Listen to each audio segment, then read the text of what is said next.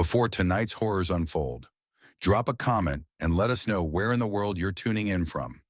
Your support keeps the horrors alive. Let's begin.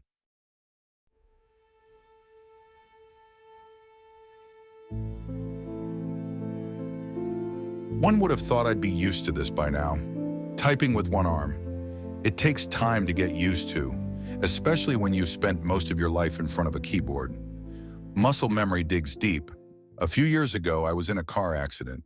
I was going 60 down an empty road, coming home from a long day of overtime, when some kind of animal came charging out of the woods. Trying to avoid a collision, I swerved off the road.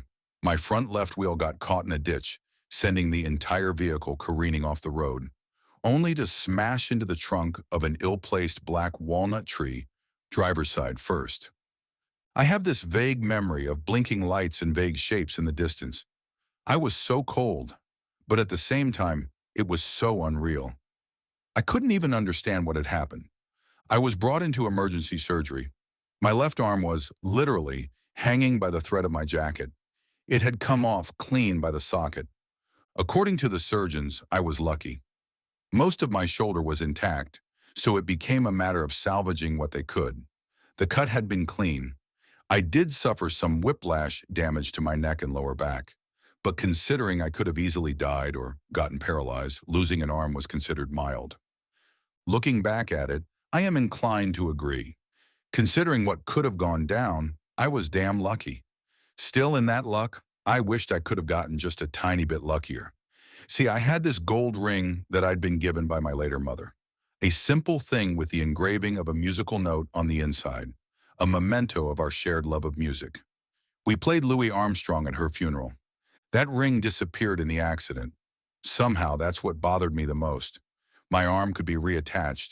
It could heal. But that little memento was just gone.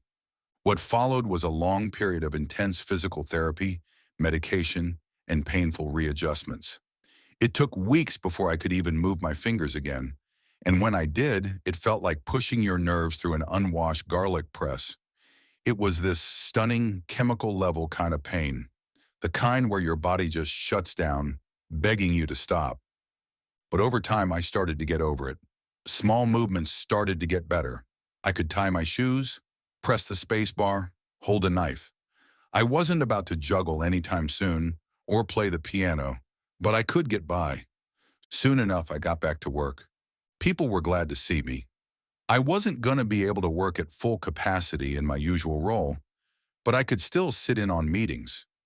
I won't bore you with the details, but most of my work relies on answering emails, proofreading, and translation. It's pretty technical stuff that requires a lot of pitter-patter on keyboards. At one point, I was stuck in a particularly drawn-out meeting between two clients that we were facilitating. I was there mostly as an observer, to fill the seats, but I was supposed to weigh in if something related to my department came up. Of course, it didn't, but I still had to act interested. My colleague was trying to draw up a compromise between the two parties, laying out terms and conditions. Meanwhile, I was nursing a cup of coffee and waiting for the day to be over. Looking over to my side, I noticed something odd. I wasn't just holding the coffee cup with my left hand. I was stroking it with my index finger. Sort of like how you'd scratch a wary cat under its chin.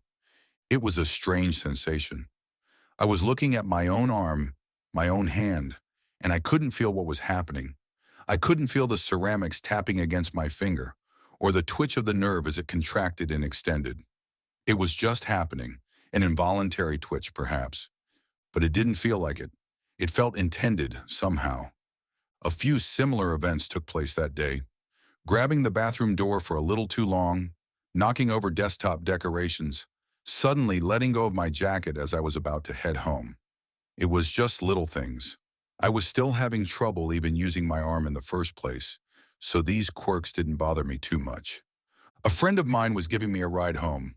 I wasn't at 100% yet, and sitting behind the steering wheel felt like inviting disaster. Instead, I sat in the passenger seat, nodding off as the trees passed me by with a steady rhythm, causing me to blink. A noise pulled me back. The driver said something, but I wasn't paying attention. Turning to him, I excused myself.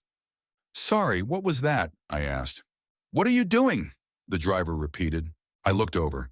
My left hand was wrapped around the parking brake as if ready to pull. I forced myself to let go. Nothing, I said. Sorry, I don't... It's nothing. Right, he nodded. Just don't do that. Yeah, I agreed. Yeah, no, sorry. That night I was exhausted. It felt like my lungs had been robbed of breath. I felt weak and trembling. I was cold yet feverish, famished but without an appetite. I went to bed early, face planting into the pillow. I had horrible nightmares, none of which I can remember.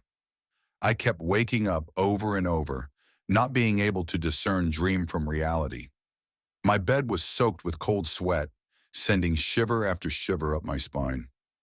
By the early hours of the morning, a stray ray of sunshine burned my eyes open. I was lying on my side, looking toward the window, leaning on my left shoulder. The fingers of my left hand were moving on their own. And not just moving, but bent in every which way, as if lacking bones. They were vibrating, shuddering, like wounded worms fearing a predator. I grabbed my hand and my fingers were back to normal. I could move them as usual. For a moment I was doubting what I'd seen. It was one thing to experience oddities, but that was unreal. I must have laid there for half an hour, just expanding and contracting my hand, begging my body to work with me. Enough of this, I begged. Please, enough, please. I clapped my hands, cracked my fingers, and ran them through my hair. It was fine. Nothing out of the ordinary, right? A couple of weeks passed without any serious peculiarities. I could even work a little. There were a few of oddities like unknowingly grasping a warm cup, or my fingers pointing in all directions when in contact with cold water. Just strange little things that I could easily get control of. That was until one morning at work. We were out of coffee, so I was making myself a cup of tea instead. As the water came to a boiling point, I accidentally spilled some on my arm. The reaction was immediate. My arm whipped out to the side, throwing the pot across the room. For a moment, my arm looked like it didn't have any bones, rippling like a skin-covered liquid. It made me think of it not as a part of me, but as an alien thing attached to my shoulder. And for a brief moment, in the blink of a heartbeat, I could see my fingers grow and shrink. Fingernails throbbing, like a cat throwing up a hairball. Suddenly it stopped. Looking back, I could see one of my coworkers watching me from the other side of the room. She must have heard the crash. "You all right?" she asked. "Yeah, just got a burn," I sighed. I'll be fine." She side-eyed the broken pot on the other side of the room and nodded, not entirely convinced. As soon as she left, I looked down on my hand, as if shying away from a wild animal. It was alien to me. It was something other. A twitch was one thing, but this was downright unnatural. Coming home that night, I had a weekend ahead of me. I ran my symptoms through a couple of online services. While there are a few ways the human body can trick itself, like the alien hand syndrome or phantom pains, this was different. Physical properties do not rapidly change. Then again, maybe I was imagining it. I decided to do something crazy, an experiment. I wanted to recreate what had happened in the break room. I boiled up some water and poured it into a cup. I held my left hand over my sink, grabbing the cup with my right. I stood there trying to calm myself. I wasn't insane. This was a rational thought that I had to play out in order to eliminate an outlandish possibility. I prepped a cold pack and ran the tap. Then, taking a deep breath, I poured some of the boiling water on my left hand. 12 fingers. My hand split into 12 fingers, lined with raw, open wounds. My wrist rolled, like a cobra fixing its eyes on a prey animal. This was no longer an arm. It was a nest of flesh-colored snakes. My mind blanked. I fell backwards, smacking at my arm as if trying to kill it. I couldn't feel a thing. It's as if all sense of touch ended at my shoulder. I crawled backwards on the floor, trying to wave my arm away, but it clung to me like a parasite fixed on my shoulder. Seconds later, a searing pain ran up my arm. Looking down on my hand, it looked as it always had. It was just a hand with a burn. I could barely feel it through the pounding in my chest. Every noise in the room was overshadowed by my pulse. I ran my hand under a tap and wrapped a cold pack around the wrist. It wasn't a bad burn, but it wasn't nothing. I did some research, looking up news from around the time my accident took place. There were a couple of reports, but nothing out of the ordinary. A domestic call, a brawl at a local restaurant, a couple of missing pets. There were a couple of other reports, but they were short and didn't lead anywhere. A mention of a couple disturbances, some idiot blasting music in a parking lot. But there was one more thing I noticed. In one of the reports covering my accident, there was a picture of the car. There was spatter of the blood on the hood, with something meaty stuck in the grill, as if I'd hit an animal. That caught my interest. I couldn't remember hitting anything. So what the hell was that about? The next day, my arm was acting up even worse. It kept going cold, as if circulation was cutting in and out. Before heading out, I wrapped it up in bandages, partly because of the cold sensation, and partly because I just didn't trust it. There was no way to tell what could happen or why. I managed to get a hold of the owner of the junkyard where my trash car had been towed. I went over there early in the day just before the fog cleared. Now, this was long after the car had been crushed and stored, but it was the only lead I had. An older woman greeted me at the gates, letting me in. We had a short chat about the accident as she showed me around, ending up at a stack of metal that could hardly be recognized as anything. The only thing to even hint at my car being in that pile was a thin slice of colored metal from one of the doors. I dug around there for about 20 minutes, all while being observed by this old woman. "Yeah, won't find much," she said. "If the police didn't get it, the insurance folks did." "Been a lot of people digging around?" "Not a lot, nah," she said, shaking her head. "But you ain't the first." And she was right. There wasn't a drop of blood or bone or anything. It was just scrap metal in a pile of even more scrap metal. I was wasting my time. But as I was about to leave, I noticed something. I hadn't thought about it, but I could see the old woman was wearing a ring. It looked like a wedding ring at first, but she was wearing it on the wrong finger. I pointed to it. "You found that? What about it?" she asked. "It's got a tune engraved on the inside, right? Like a music note?" There was no response. She just looked at me inside. Turns out, I was right. She gave it back. She'd found it near the hood of the car the night they brought it in. Grabbing it was just a spur-of-the-moment thing, and since no one had come asking for it, she'd kept it. I was a bit annoyed, but mostly relieved that I got it back. But the question remained, how had that ended up at the hood of the car? "There was all kinds of gunk just kind of hanging there," she said. "Figured it was an animal." "And you're sure that's where you found it?" "Sure as sure can be, yeah." I stood there for a moment, feeling an uncomfortable thought forming in the back of my head. There was no way for that ring to go from my broken arm on the driver's side to a pile of meat stuck in the grill of the car. But the proof of it had been in front of me all along. I had worn that ring for 12 years. There was a permanent indent on my finger. Looking down at my left hand, there was no such indent. This wasn't my arm. As soon as that thought settled in my mind, I could feel the arm twist and turn. Hadn't it been for the bandages, there's no way to tell what it would have done. It squirmed and pulled against me, thrashing like a dying fish on land. The old woman just looked at me. "You all right? Want me to call someone?" she asked. I don't know," I said. "I don't know." I had to get to the bottom of this. I hurried out of there as fast as I could. It was getting late in the afternoon when I got back home. Grabbing an old backpack and a couple of painkillers, I was about to head right back out. But a thought hit me. Maybe it wasn't as abstract as I thought. Maybe it wasn't just a feeling. Maybe something was really there. Looking down at my arm, I could feel it stirring, just within my control. Something sleeping, waiting to spring into action. With my right hand on the front door, I stopped and spoke out loud. "Whatever you want, just don't," I asked. "Don't." There was no response, no stirring. On a spur-of-the-moment whim, I packed one more thing into my backpack, just in case. A Hail Mary. Making my way to the scene of the accident, it was impossible to tell anything had ever happened there. I could barely even make out the place where I swerved, or where my wheel got caught in the ditch. I found the general area in the field where my car had spun out of control, and from there it was easy to find the tree I'd smashed into. It was still there. I spent hours going over it all, following the path the car had taken, starting from that tree, and working my way back. There was nothing there, nothing new. It was all just gravel, weeds, and pavement.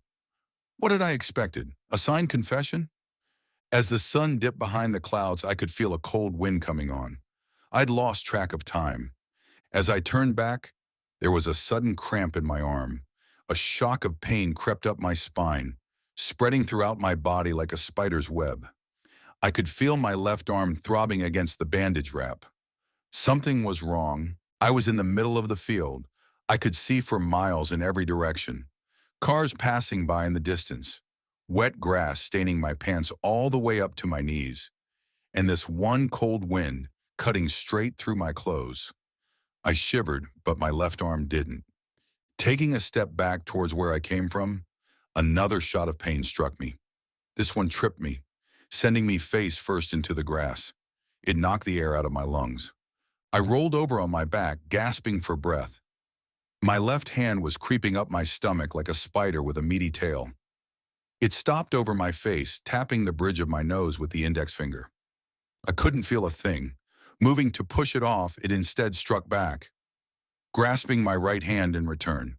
"Stop," I wheezed as I sat back up. "Just stop. Stop this." But it didn't. I just sat there, a wounded man holding his arms. I struggled back and forth for well over half an hour, getting back on my feet, only to get knocked back down. By the time I'd made my way back to the road, I looked like I'd been hiking for miles. My hair was a mess, and my clothes were covered in grass and mud.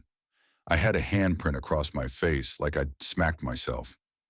I'd trusted myself with a short drive to get there, but I wasn't sure about going back.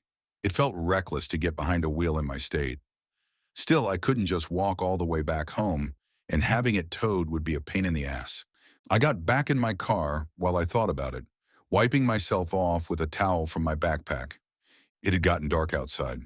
The overcast didn't help. I could almost taste the rain.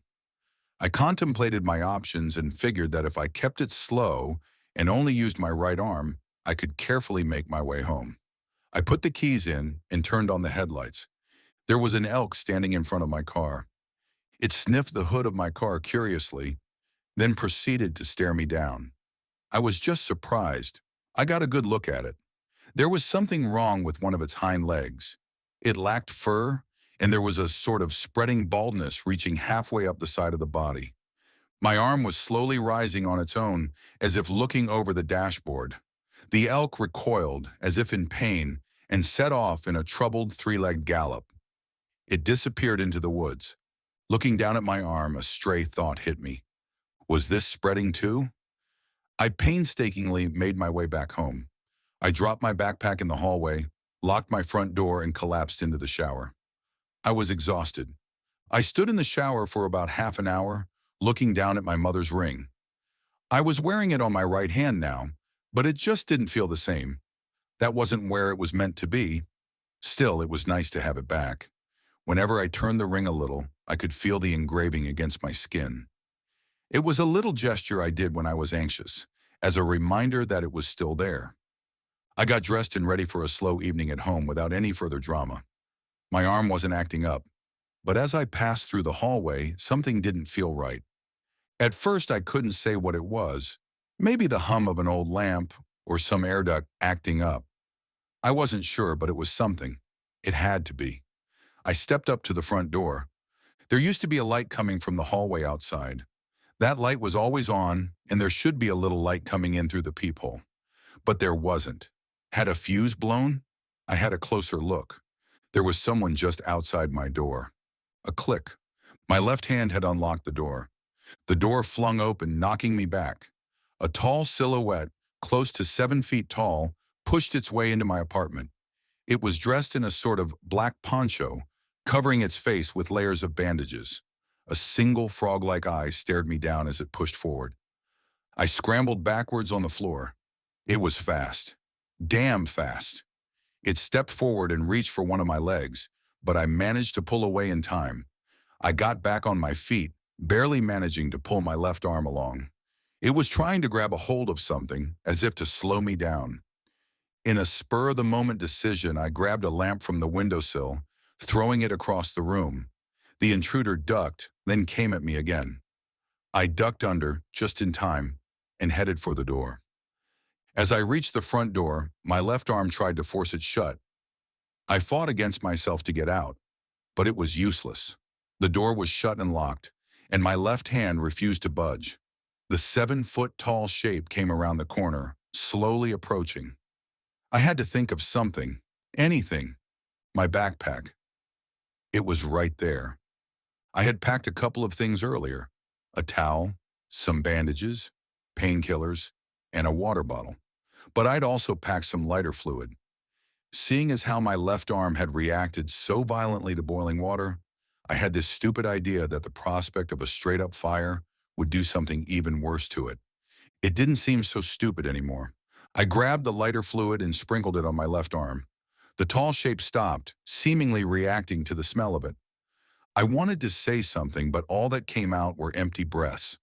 We were like animals, circling each other, waiting for one to make the first move. I emptied the lighter fluid, grabbing a box of matches.